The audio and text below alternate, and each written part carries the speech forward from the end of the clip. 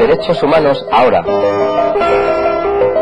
Un programa especial de Radio Cadena Almería con motivo del 40 aniversario de la Declaración de los Derechos Humanos, organizado por Amnistía Internacional Grupo de Almería y sección española de la Asociación Mundial por la Escuela Instrumento de Paz.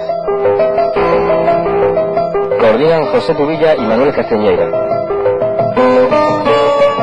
Hoy, derecho al desarrollo, derecho de los pueblos.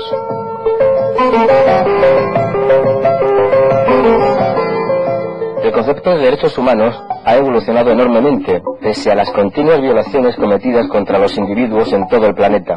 Los instrumentos jurídicos de derecho internacional estudian, adoptan y añaden nuevos instrumentos y medios para su efectiva aplicación y ejercicio. Para muchas personas, los derechos humanos son los derechos de los individuos, pero esta idea no es la del todo exacta. La clasificación más conocida de derechos humanos es la que distingue entre las llamadas tres generaciones. Las tres generaciones de derechos son las siguientes.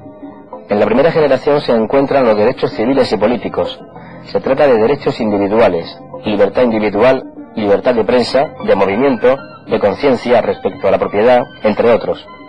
Imponen a los estados un deber de abstención y le corresponde organizar una fuerza pública y un mecanismo judicial que defienda esos derechos.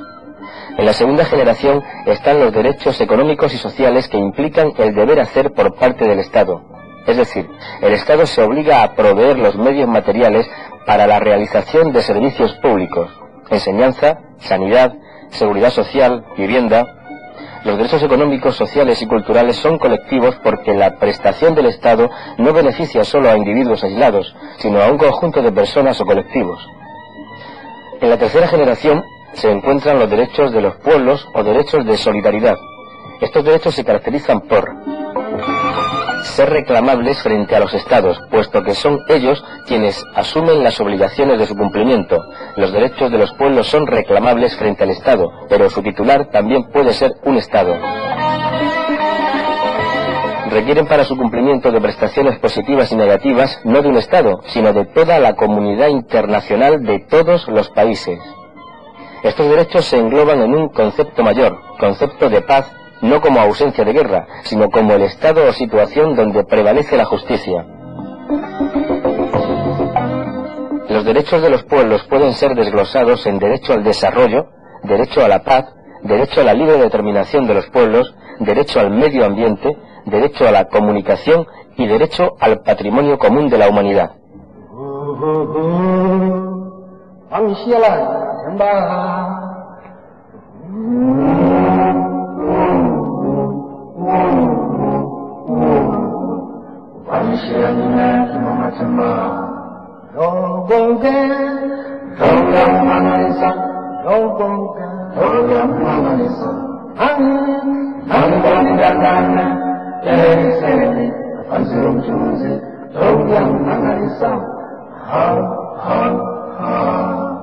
Hai busan, hai masukana, hai pendulana, yaperakan siasakau, isinyandasi,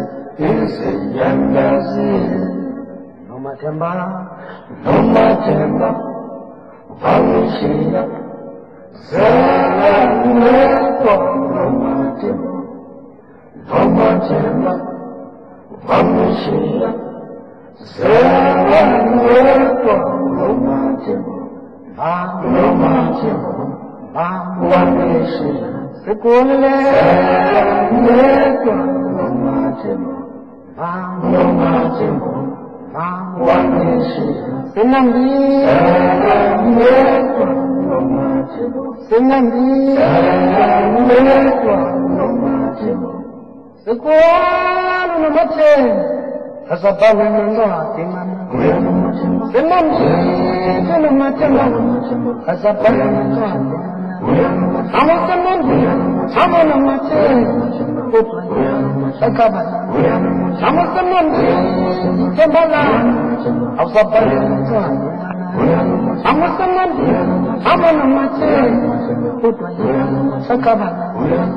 Como decíamos al principio del programa, este espacio estará coordinado por José Tubilla y por Manuel Castañeira. Buenas tardes a los dos. Hola, buenas tardes.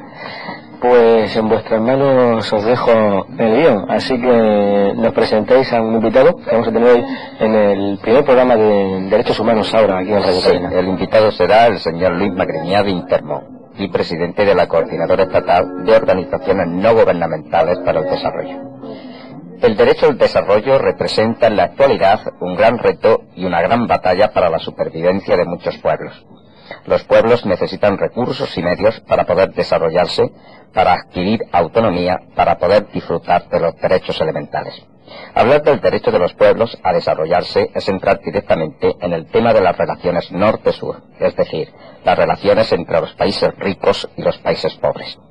En la primavera pasada finalizó la campaña Norte-Sur promovida por el Consejo de Europa.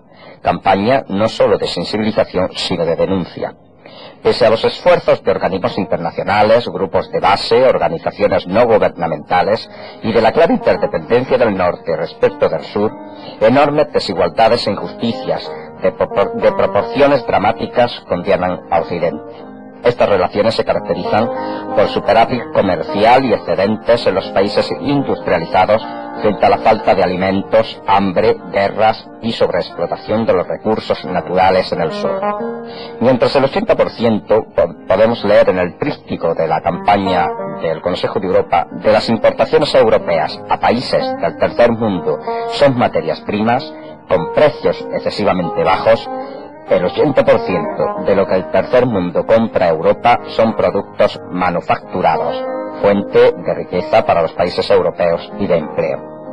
Según un informe de Oxfam, organización británica, por cada dólar que los países occidentales han dado a los países africanos castigados por el hambre en 1985, los países industrializados han recibido $2 en concepto de pago de deuda externa.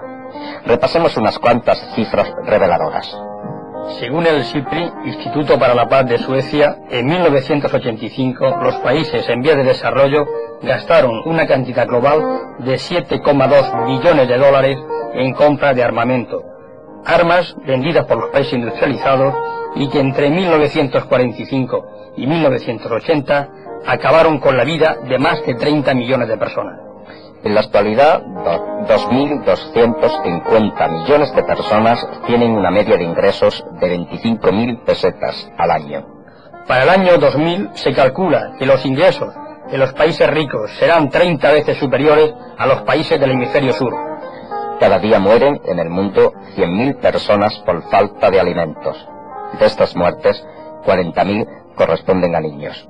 Según datos de UNICEF, en el mundo hay 1.500 millones de personas mal alimentadas, 1.200 millones que no disponen de agua potable y 250 millones de niños que no pueden ir jamás a la escuela. En el mundo se gastan 800.000 millones de dólares cada año en programas militares, en un mundo donde un adulto de cada 3 es analfabeto, una persona de cada 4 padece hambre.